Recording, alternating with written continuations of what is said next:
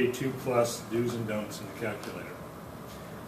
There are a couple common or frustrating problems that cause a lot of trouble with financial calculators. In this section, we will provide some important do's and don'ts. If you just can't seem to get a problem to work out, you should refer back to this section. There are two categories we examine. 3 things you need to do only once, and 3 things you need to do every time you work a problem. The things you need to do once deal with the following calculator settings. First, make sure your calculator is set to display a large number of decimal places.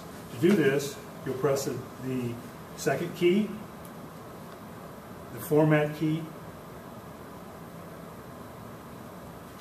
the number key, and then enter. The second is make sure your calculator is set to assume only one payment per period or per year. To do this, you'll hit the payment key, second key, the interest key, which is the I/Y key, the number, and enter. The third thing we need to talk about is make sure your calculator is in the end mode. To do this, you will press second, payment key, do second, and enter.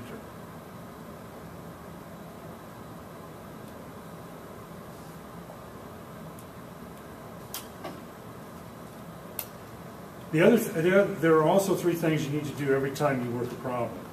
First, before you start, completely clear out the calculator. To do this, you'll hit second and the clear TVM key, or the FV key also.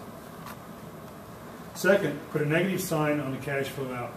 Put a negative sign on cash outflows. We'll actually demonstrate this as we do problems later on. And third, enter the rate correctly. Make sure you enter the fractions percentages as a whole number, not a fractional number. Welcome to the part 2 of the BA2 Plus calculator. In this presentation, we're going to show 2 different things. First, we're going to show how to do an annuity present value. And to do this, in our demonstration, we're going to use 3-year term. So you'll hit the 3 key and the N key. And we're going to use 10% rate, so you hit the 10 and the interest rate key. Our payments are $500, so you hit 500 and the payment key. In this particular situation, we have no future value, so you always want to make sure that you use a 0 for any keys that you're not going to use. You hit 0 in the future value key. Now to get our answer, we'll hit the compute key and the present value key. And there's our answer. The second part is annuity payments. To do this, we're going to use the 5-year term, so you hit the 5 and the N key. Second, we're going to use 18% interest rate, so you hit 18 and the interest key. The present value is $100,000, so we do $100,000. Present value. And again, we're not using the future value key, so we need to hit 0 in the future value key. And to get our answer, we're going to hit compute and the payment key. And there's our payment. Part 3 of our BA2 Plus calculator. In this demonstration, we're going to show you how to do simple interest versus compound interest. In our example, Midwest Bank pays 9% simple interest on its savings account balances, whereas Midwest City Bank pays 9% interest compound annually. If you made a $5,000 deposit in each bank, how much more money would you earn from Second City Bank at the end of 10 years? Now, we're just going to do the simple interest. We just have calculator already here, and you'll see that that's $9,500 total balance. So for the second part, we're going to use the calculator to use the compound interest for Midwest Bank. To do this, we know that we have a 10-year term. So I'm going to hit 10 and the N key.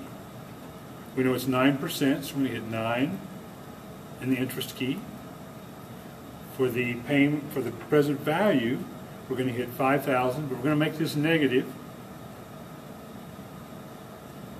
And we have no payments, so we're going to use 0 payments.